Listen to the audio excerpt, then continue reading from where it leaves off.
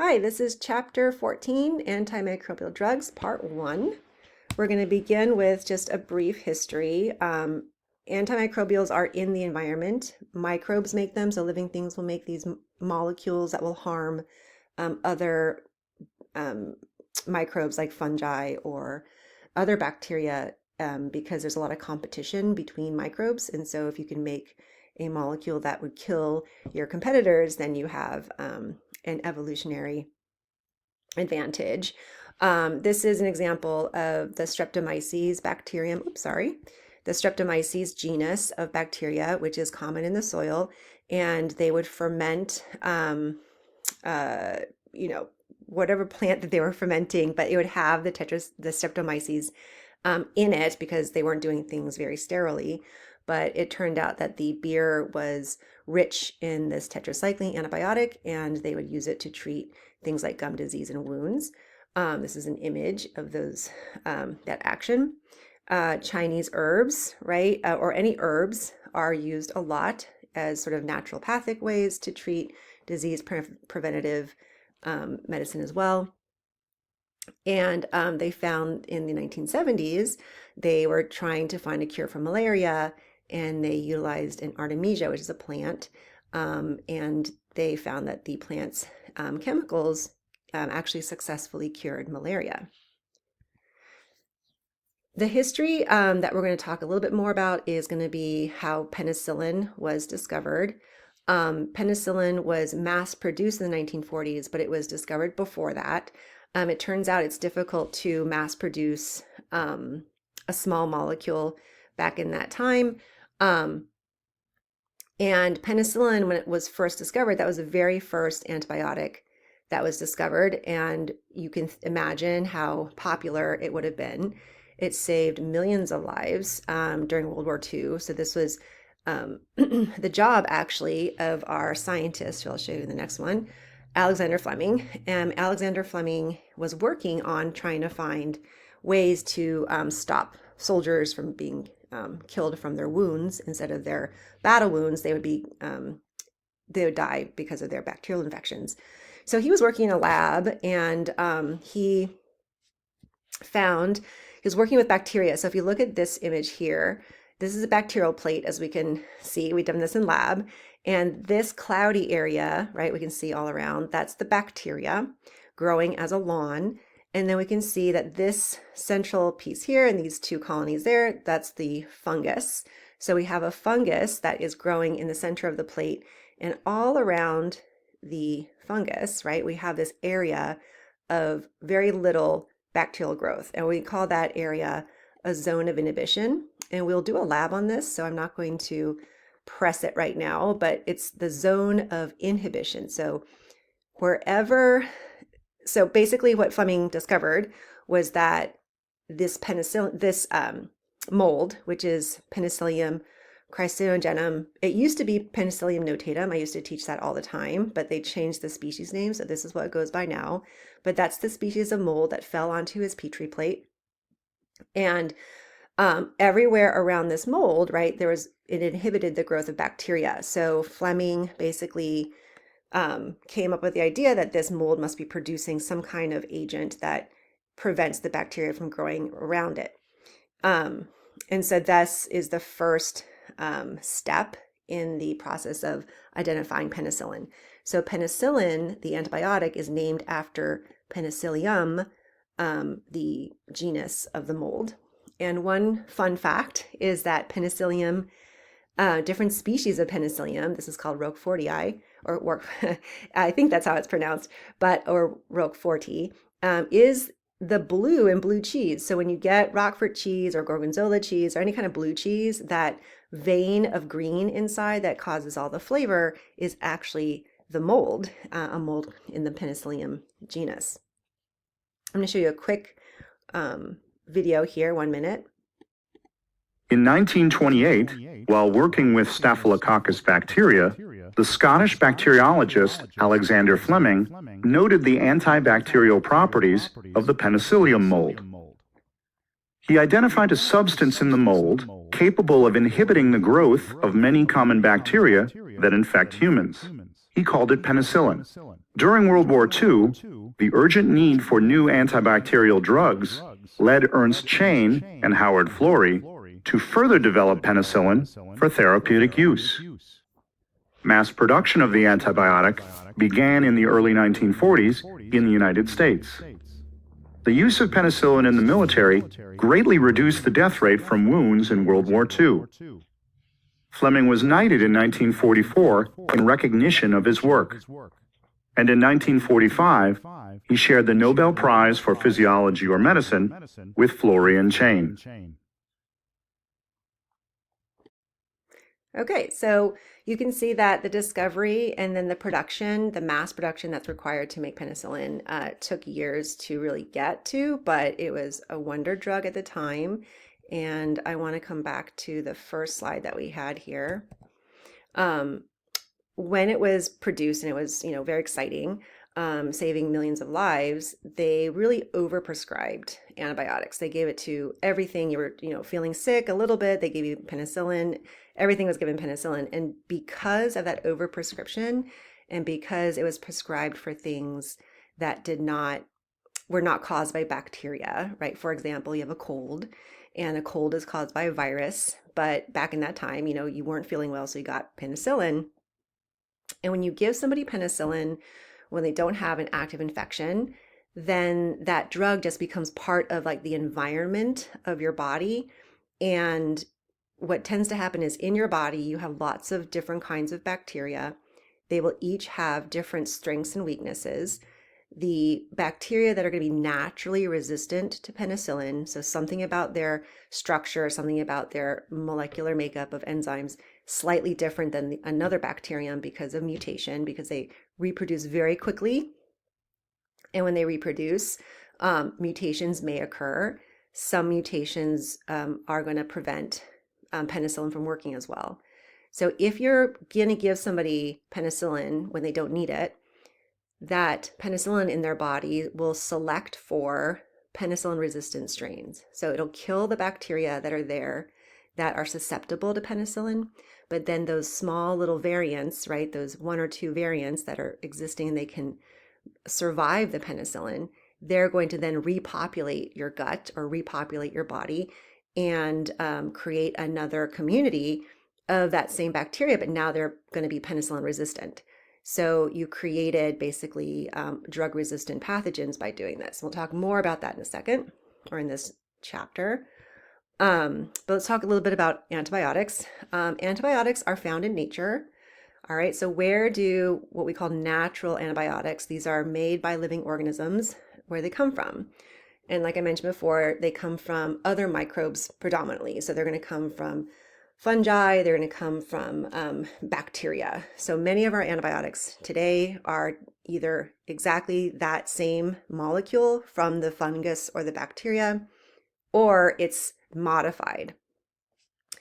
The evolutionary reason for having antibiotics, and I mentioned this, right? It's competition. So if you imagine a world where you're a tiny cell, you're surrounded by millions of other tiny cells of different species, different genus, and you're all competing for the same resources. You can't just pick up and move or go to the 7-Eleven, right? You just have to exist where you are. So if you can produce a molecule that kills off your competition, then you're going to survive longer. And then that ability, right, that the antibiotic that you're making is going to be passed on to your offspring. So evolutionarily, it's for microbes to basically just exist, right? To stay in the environment and to be the winner of that microbial competition. So there's 3 different kinds of antibiotics. Natural, right? These are the ones that are actually secreted by our microbes, so they make them. Then we have semi-synthetic, which is derivative. So we take the basic shape and basic structure of a natural antibiotic, tweak them a little bit, give them some different R groups. An R group, by the way, is a term that we use for different molecular groups on a basic structure. I'm kind of repeating myself here, but it could be a methyl group like CH3. So, sorry about that. Or it can be an CH3 is a methyl group. It could be an OH, an alcohol group. So just little, sorry about that. Keep doing that. But anyways, little changes to the structure. Synthetic antimicrobials are completely developed from a chemical lab. They are not found in nature, but now we're sophisticated enough with our machinery and our tools and our biotechnology that we can create antimicrobials that we think would work, and they're tested, and then they make it to market.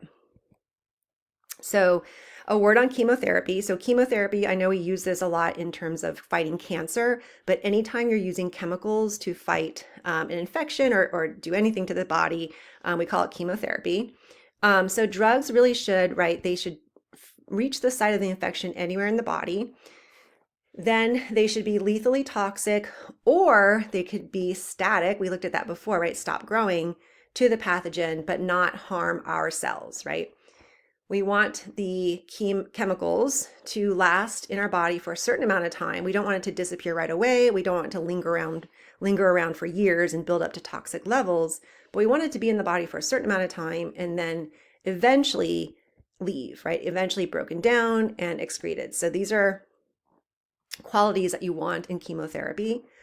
And it is a lot easier to find drugs against prokaryotic cells like bacteria than eukaryotic ones or viruses, right? So eukaryotic, and then why is this true? Eukaryotic microbes that we want to find chemotherapy against would be fungi, they'd be protozoans, right? Those amoeba infections. Viruses use our cells, right? They're just parasites. They come in with their DNA or RNA, and they basically use our cells to make more viruses. So basically, eukaryotic cells are the same type of cells that we have. Viruses use our cells. So all the machinery, all the enzymes, all the macromolecules, that they're all ours, right? So it's a lot harder to target these guys because they're so similar. Eukaryotic cells are going to be similar in structure, similar in metabolism. Viruses use our cells.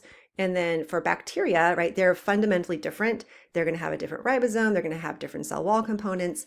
So it's a lot easier to find drugs against these targets that just prokaryotic cells have.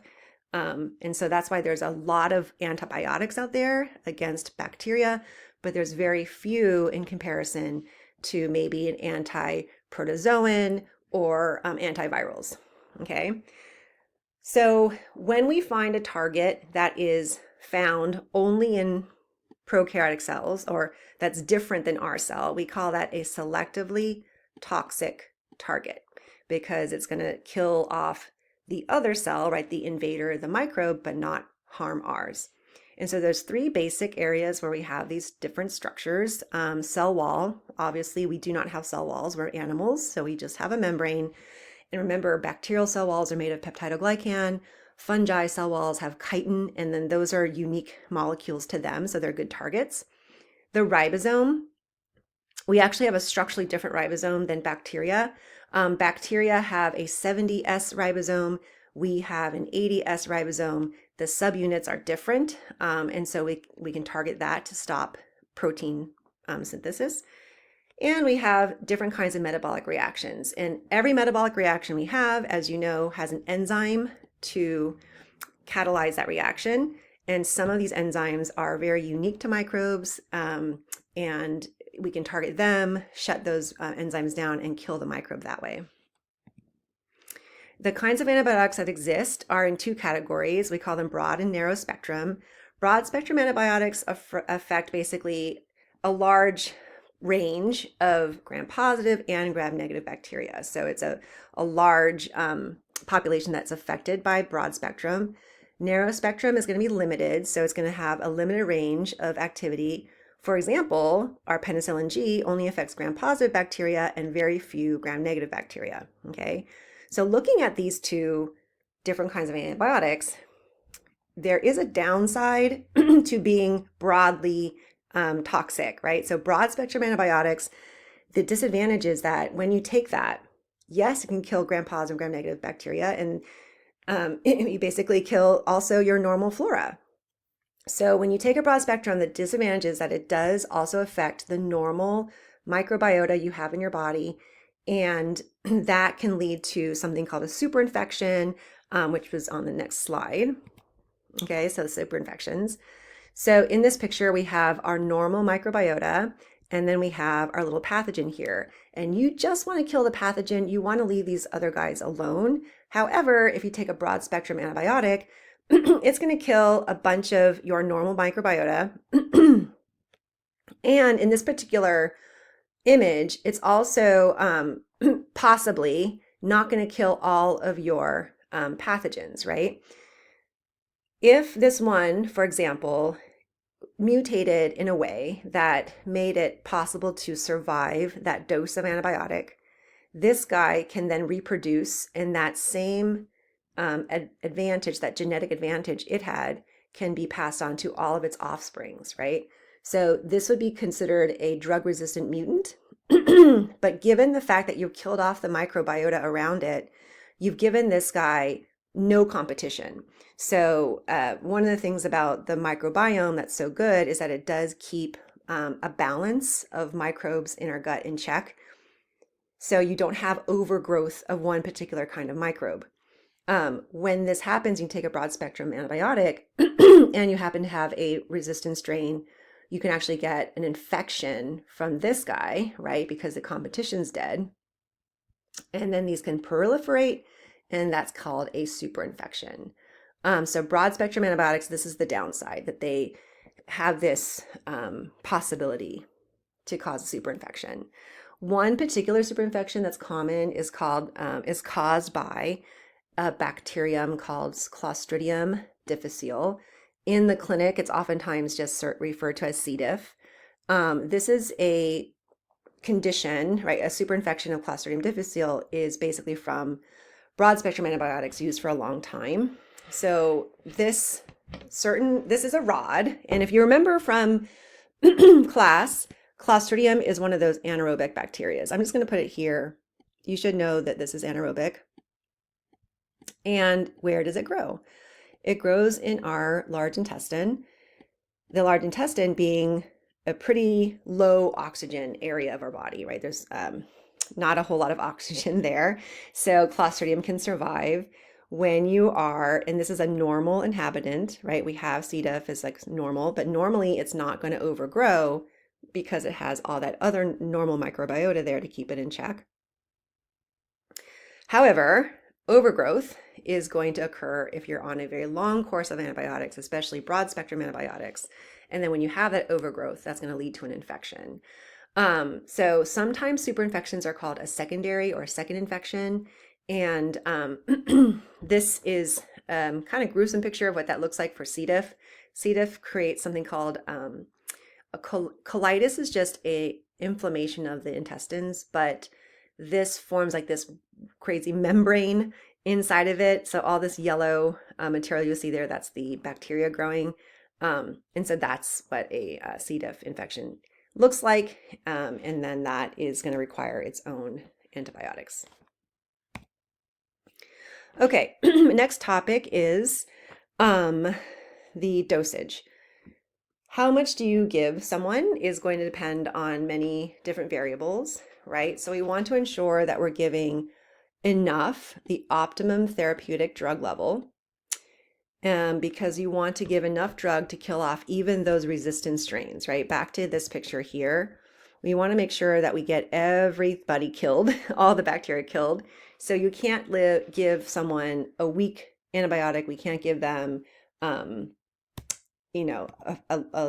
shorter, maybe, shorter regimen than what we need. So we want to basically take care of the primary infection without causing significant toxicity or side effects to us. And also we don't want to have this issue of mutants surviving.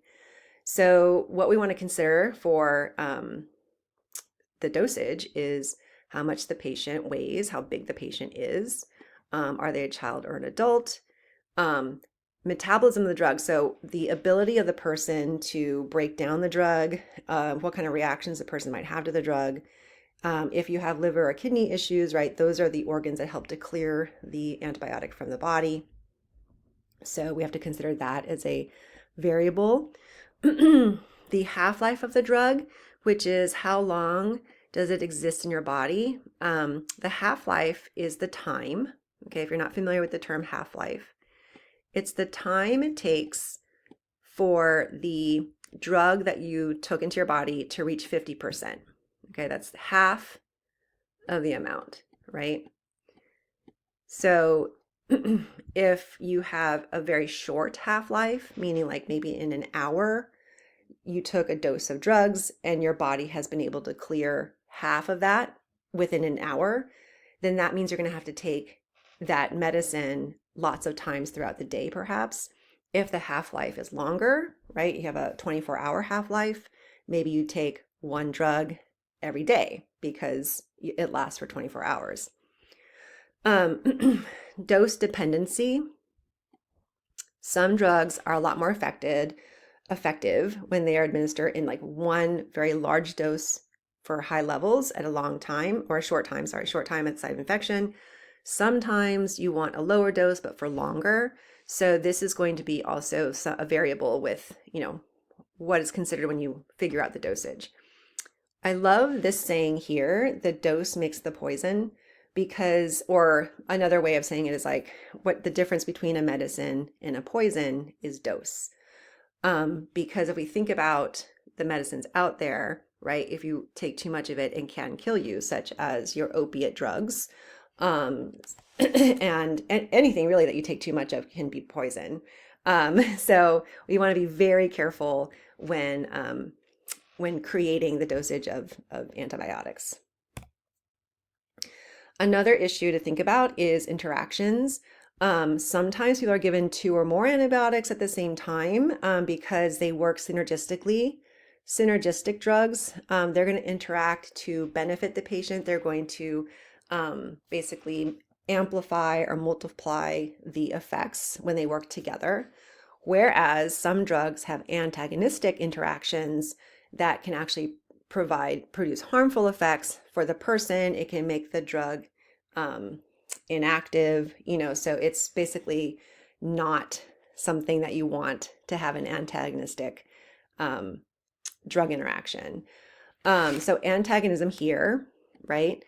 They basically, I just mentioned this, drug activity, loss of drug activity, decreased therapeutic levels.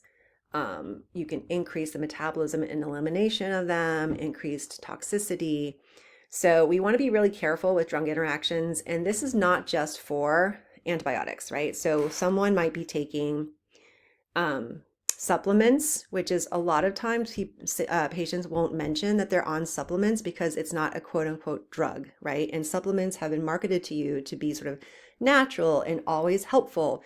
But there are many interactions. I mean, we talked about how plants, right? These supplements are all sort of derivatives of plants that they can have real medicinal effect on the body.